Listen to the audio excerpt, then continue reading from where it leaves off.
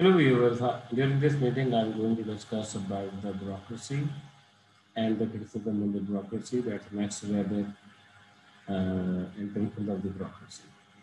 So let me share slides with you.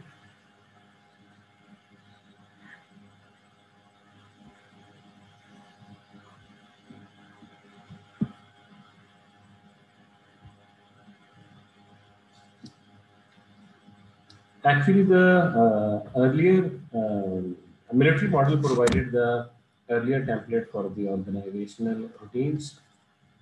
So if you look into the earlier models of the organization, which are highly inspired by the military organization.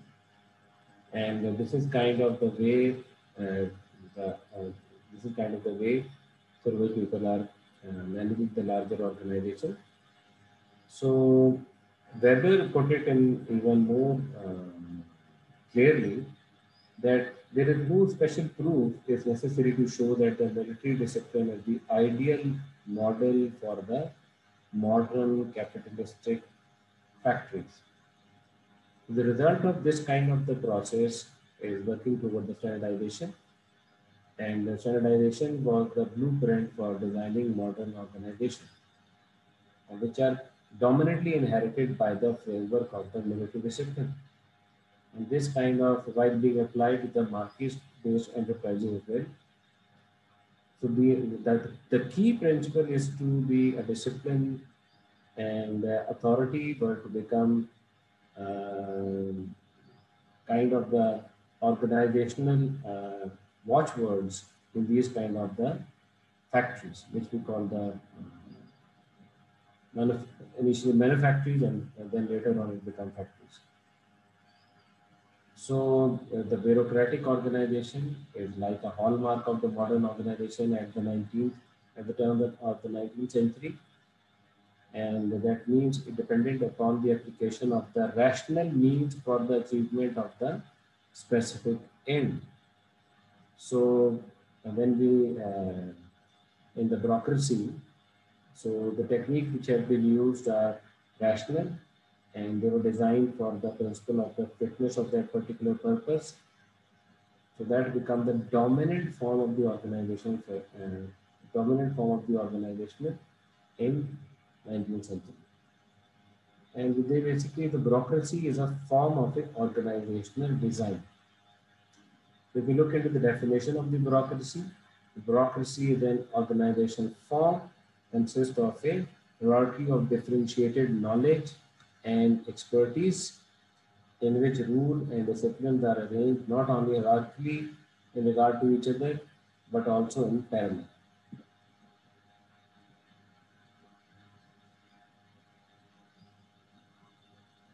Okay, so that is the definition of the bureaucracy. Let me share the screen with you again. What do we mean by the organizational design? So bureaucracy is a form of the organizational design, and which has certain kind of a hierarchy of management, the layers of the management, and the different kind of expertise in the different kind of the layer, and then there are different kind of the rules and discipline.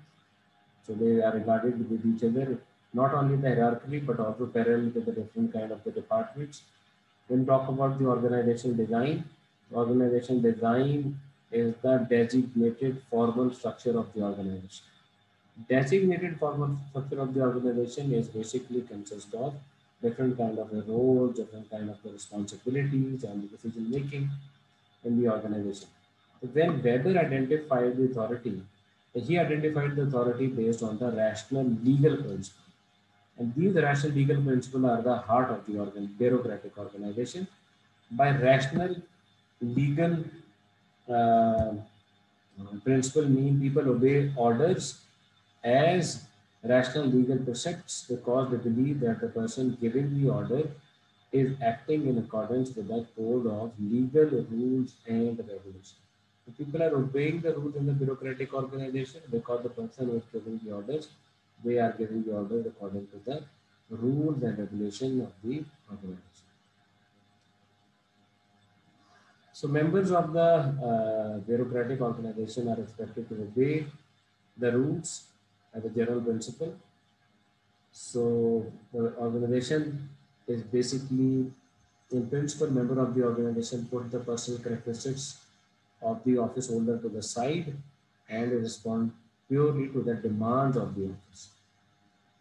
So this is a differentiation of kind of expertise and the career which happened in the bureaucratic organization.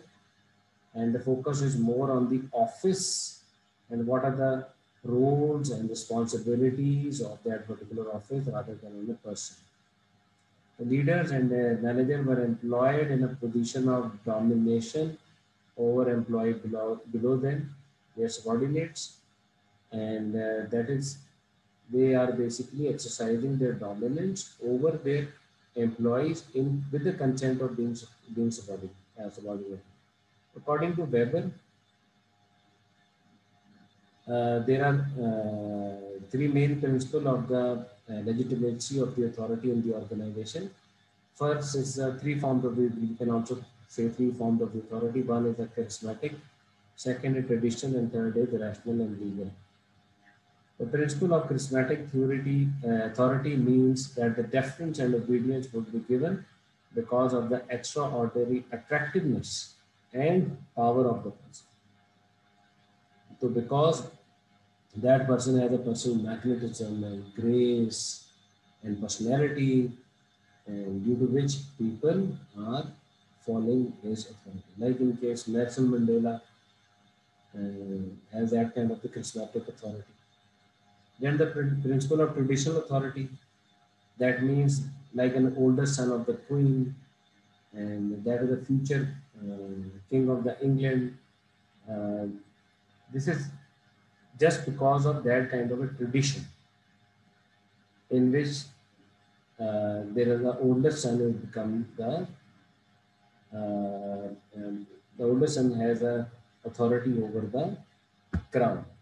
So this is just the principle of the traditional authority, that the person has the authority due to that kind of the principle. That's another form of the authority in the bureaucratic organization. And then the principle of rational legal authority, and that signifies that deference and obedience are owed not to the person or the title they hold, but to the role they fill. It is not the officer, but the office that is owed homage because it is a part of rational and recognized disposition of relationship and structure of offices. So rather than it is basically on the base of the person, it is based on the office. The office which you hold has the authority over the other people due to its position in that particular organization, like director's office, vice chancellor's office, and I don't know, SP office and assistant commissioner office.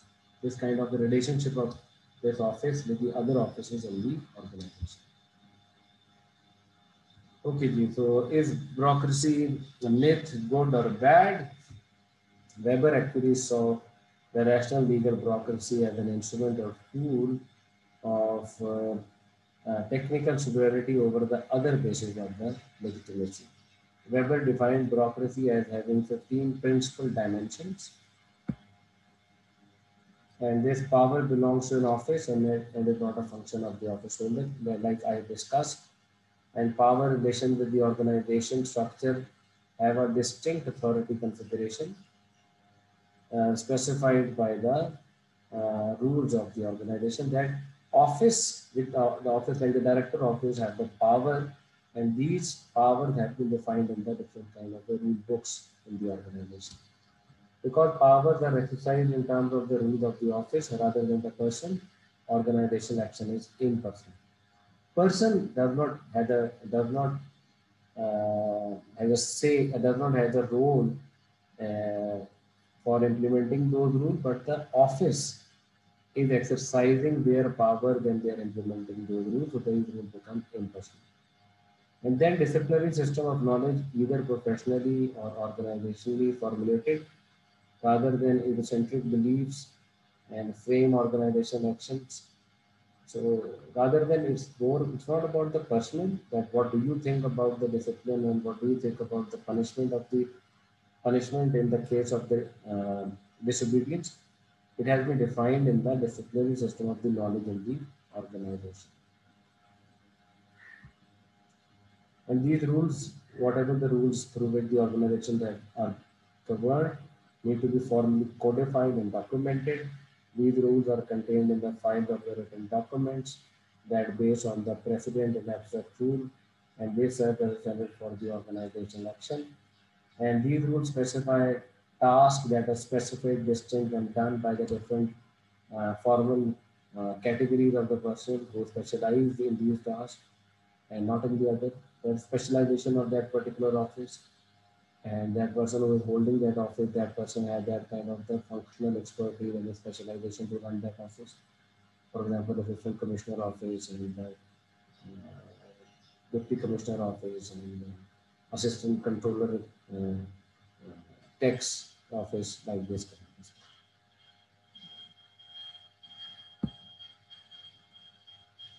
And then functional separation of task means that person must have authority and sanction available to them to commensurate with their duties. The organization exhibit an authority structure.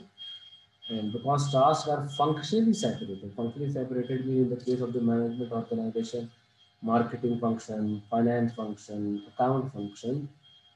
So they have the person who are having these kind of the office, for example, marketing manager. So they have the delegated power in that office to run the office and to basically exercise their authority over the employees who are working in that office. And then there is a hierarchy in the organization, a particular hierarchy in the organization.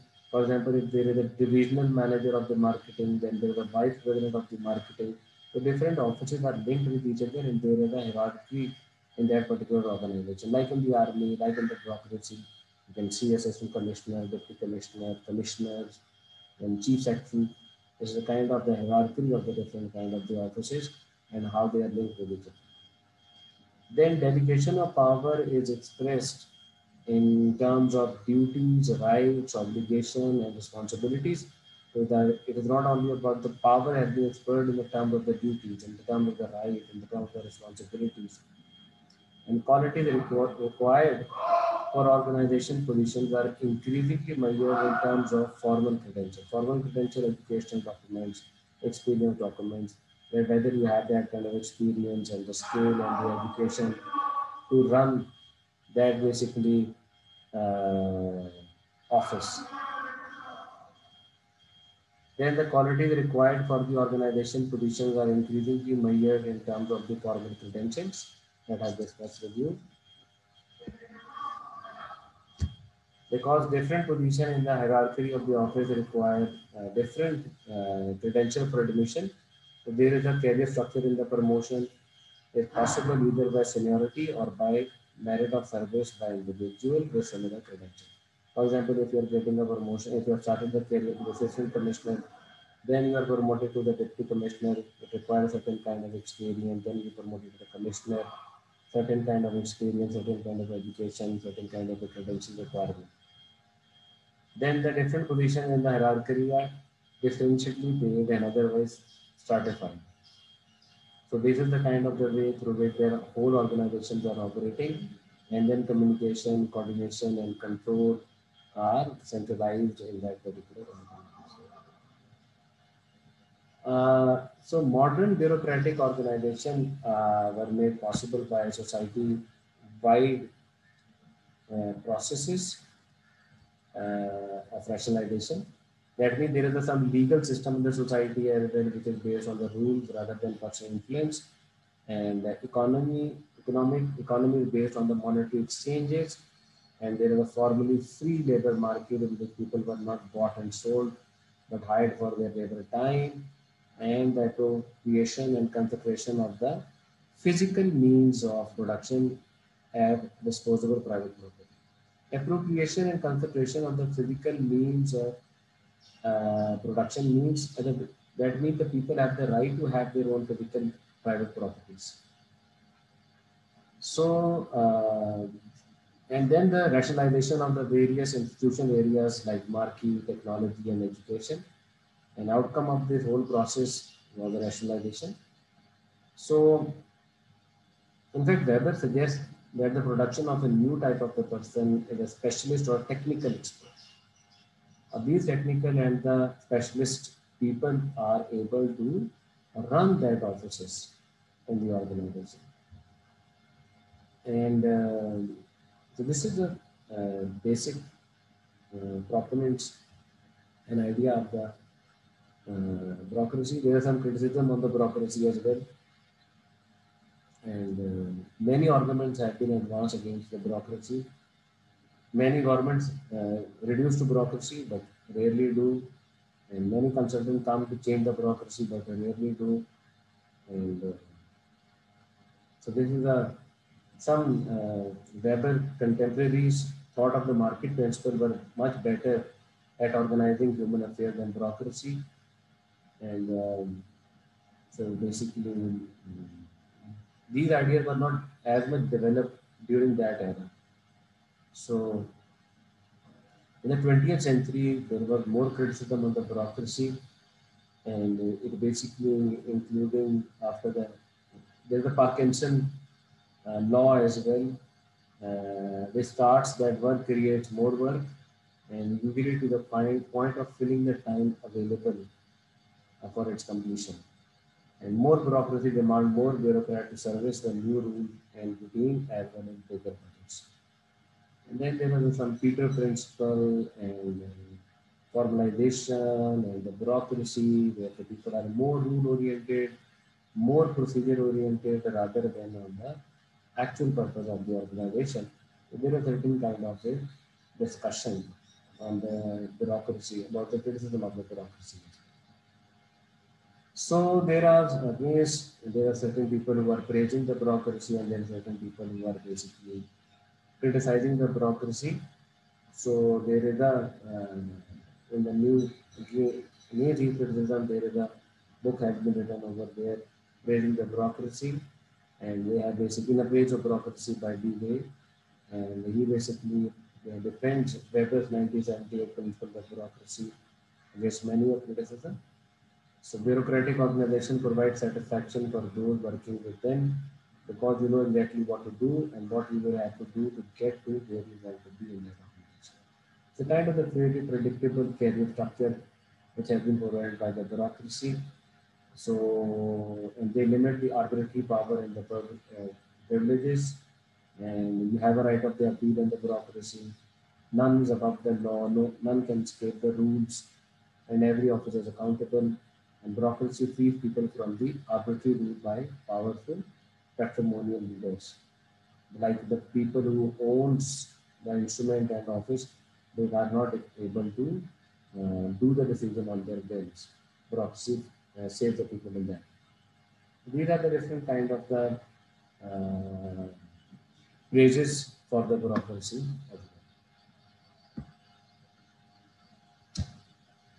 Then if we look into the redefining of the bureaucracy, which I'm going to discuss in the about the what Elton Moore and the Human Relations School, and what are the Chester Bernard leader principle of that leadership, and the Mary Parker political principle of social justice that we are going to discuss in the, and the hybrid organization we are going to discuss in the next. Okay, bye bye. And the laugh is.